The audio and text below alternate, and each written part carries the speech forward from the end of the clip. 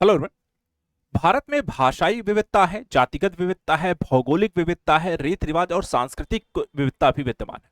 और इसी आधार पर लगातार कई सारे क्षेत्रों में एक अलग राज्य बनाने की मांग भारत में समय समय पर होती रहती है। इसी कड़ी में आज हम बात करने जा रहे हैं भोजपुर या भोज प्रदेश के बारे में, जो कि पूर्वी उत्तर प्रदेश और बिहार के कुछ रीजन्स को मिला करके बनाया जाए। ये क्षेत्र जहां भोजपुरी भाषा ज्यादा बोली जाती है, उनकी सांस्कृतिक रीतिरिवाज, पहलू और भाषा में एकता के कारण इस नए राज्य के गठन की मांग होती रही है। लेकिन क्या प्रशासनिक स्तर पर, राजनीतिक स्तर पर इस भोजपुर राज्य को बनाने को लेकर के क्या किसी तरीके की मंशा है, या सिर्फ यहां पर देखा है स्थानीय लोगों के द्वारा यहां पे सांस्कृतिक और भौगोलिक भाषागत यहां पे समानता के आधार पर इस राज्य की मांग की जा रही है? उसके विभिन्न पहलुओं को डिटेल से समझते हैं। वीडियो अगर पसंद आता है तो इसको लाइक जरूर करें, शेयर करें और साथ ही साथ यहाँ पे चैनल को जरूर सब्सक्राइब करें। शुरुआत करते हैं। यहाँ पे देखिए भोजपुर के बारे में समझते हैं। भोज प्रदेश या भोजपुर है क्या, ये किस रीजन को के बारे में बात हो रही है? तो देखिए यहाँ पे भोजपुर भारत के उत्तर पूर्वी हिस्से का एक ऐतिहासिक और सांस्कृतिक क्षेत्र है, जो कि बिहार और पूर्वी उत्तर प्रदेश में फैला हुआ है। और इसका इस इलाके में दोनों ही, यहाँ पे जो भोजपुर का जो रीजन की हम बात कर रहे हैं, यहाँ पे एक भाषा जो बहुत प्रचलित है वो है भोजपुरी, और इसी कारण से इसे भोजपुर क्षेत्र भी बोला जाता है। संस्कृति का यहाँ पर देखा है, भोजपुरी भाषा और संस्कृत का ये केंद्र है। मैप में अगर आपको मैं दिखाऊं तो यहाँ पर आप यूपी देख रहे हैं, यहाँ आप बिहार देख रहे हैं, और ये जो रीजन है यूपी और बिहार का मिला जुला, जहां पर आपको भोजपुरी भाषा ज्यादा बोली जाती है, और इसी को एक भोजपुर प्रदेश के तौर पर डेवलप करने की भी बात है, या भोज प्रदेश के रूप में डेवलप करने की बात हो रही है। मैप में भी चलिए आपको दिखाते हैं कि आखिर जो पूरा मैप है या कौन से रीजन यहां पर आपको दोनों हिस्से में शामिल होंगे।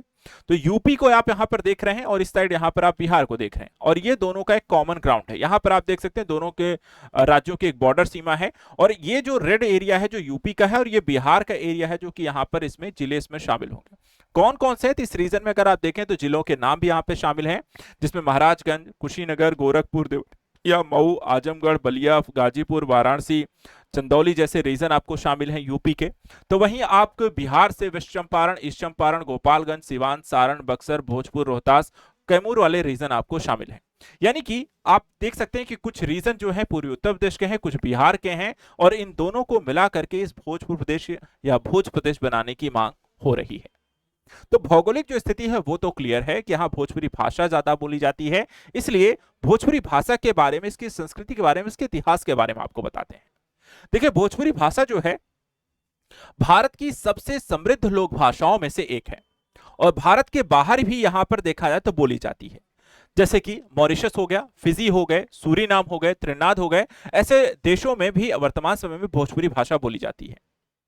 भोजपुरी भाषा में देखा जाए तो लोकगीत, लोक नृत्य, विवाह गीत, बिरहा, भक्ति परंपराएं इत्यादि यहां पर समाहित हैं। ऐतिहासिक दृष्टिकोण से हम देखें तो यह क्षेत्र स्वतंत्रता संग्राम, किसान आंदोलन और सामाजिक सुधार के केंद्र के तौर पर भी फेमस रहा है, प्रमुखता यहां पर आपको मिली है।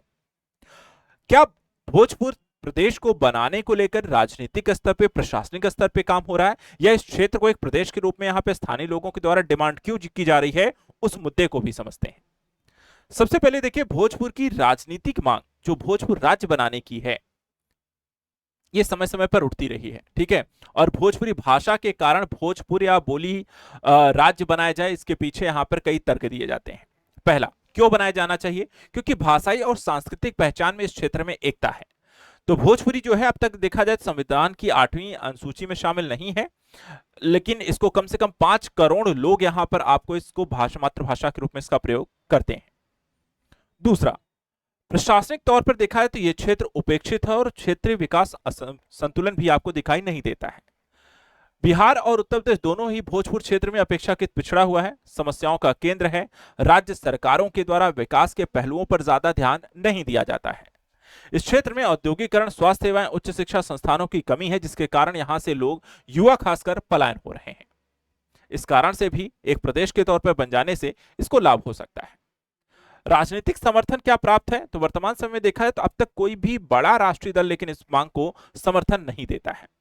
लेकिन वहीं हम बात करें तो भोजपुरी कलाकारों, सामाजिक संगठनों, प्रवासी भोजपुरियों ने इसको लेकर के जरूर यहां पर अभियान चला रखा है, और इसकी लगातार मांग भी समय समय पर करते हैं। राजनीतिक रूप से देखा है तो मुद्दा जरूर यहाँ पे संवेदनशील है और दो राज्यों को क्योंकि प्रभावित करता है और इसलिए यूपी और बिहार दोनों की राज्य सरकारें और केंद्र सरकार इसके लिए तैयार नहीं है। क्या भविष्य में भोजपुरी को या भोजपुरी भाषा को यहाँ पे संविधान की 8वीं अनुसूची में शामिल किया जाएगा?